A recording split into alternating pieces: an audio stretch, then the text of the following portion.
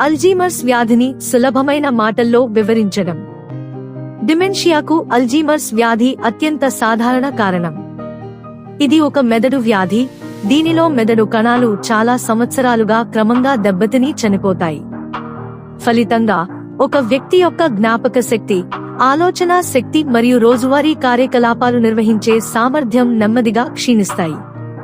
ప్రారంభంలో ప్రజలు ఇటీవలి సంభాషణలను మరచిపోవచ్చు లేదా వస్తువులను ఎక్కడో పెట్టి మర్చిపోవచ్చు.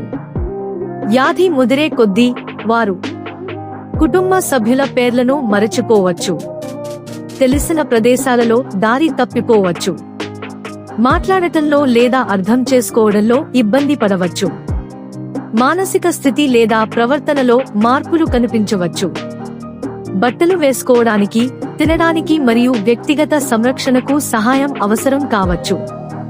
వయస్సు పెరిగే కొద్దీ ప్రమాదం పెరిగినప్పటికీ అల్జీమర్స్ అనేది వృద్ధాప్యంలో సాధారణంగా వచ్చే వ్యాధి కాదు.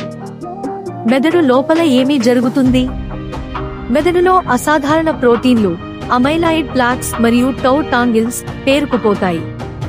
మెదడు కణాలు సరిగ్గా పనిచేయడం మానేసి క్రమంగా చనిపోతాయి. కాలక్రమేణా మెదడు కుంచుకుపోతుంది.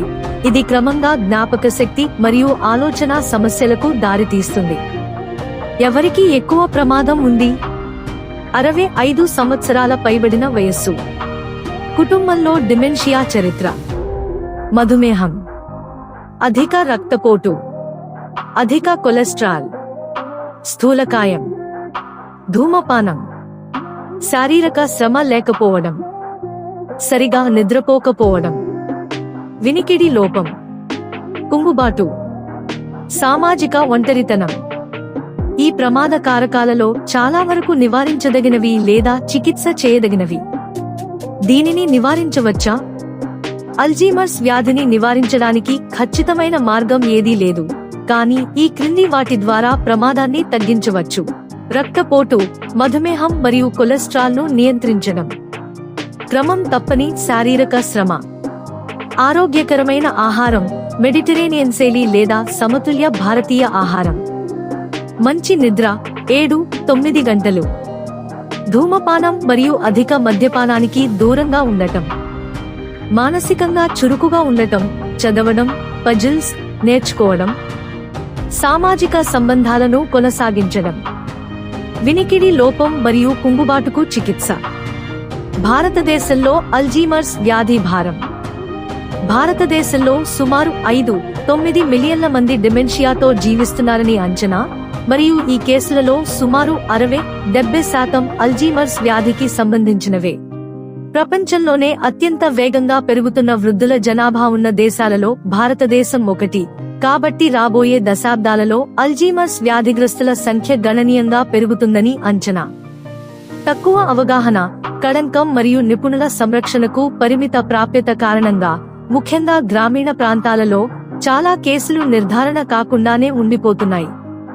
అల్జీమర్స్ వ్యాధిగ్రస్తులకు తరచుగా దీర్ఘకాలిక సంరక్షణ అవసరం కాబట్టి ఇది కుటుంబాలపై తీవ్రమైన మానసిక, శారీరక మరియు ఆర్థిక భారాన్ని మోపుతుంది.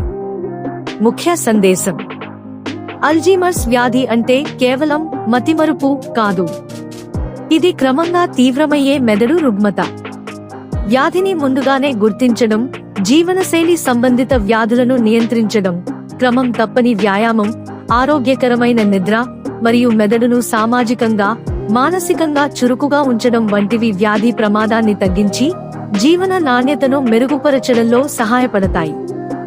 గోల్డ్ స్టార్ హాస్పిటల్లో జనరల్ ఫిజిషియన్, పిల్లల స్పెషలిస్ట్ ప్రతిరోజు ఉదయం 8 నుండి మధ్యాహ్నం 1 గంట వరకు మరియు సాయంత్రం 5 నుండి రాత్రి 8 గంటల వరకు అందుబాటులో ఉంటారు. డయాబెటిస్ మరియు బీపీ కేసుల కోసం ప్రతిరోజు క్లినిక్. అత్యవసర సంప్రదింపులు 24 గంటలు అందుబాటులో ఉంటాయి.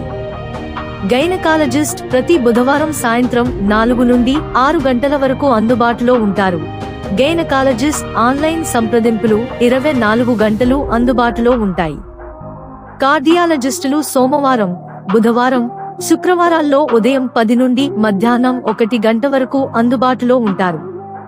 క్యాన్సర్ స్పెషలిస్టులు మంగళవారం ఉదయం 10 నుండి మధ్యాహ్నం 1 గంట వరకు మరియు శనివారం సాయంత్రం 4 నుండి 7 గంటల వరకు అందుబాటులో ఉంటారు. అపాయింట్మెంట్ కోసం 9494666630 ఒక రోజు ముందు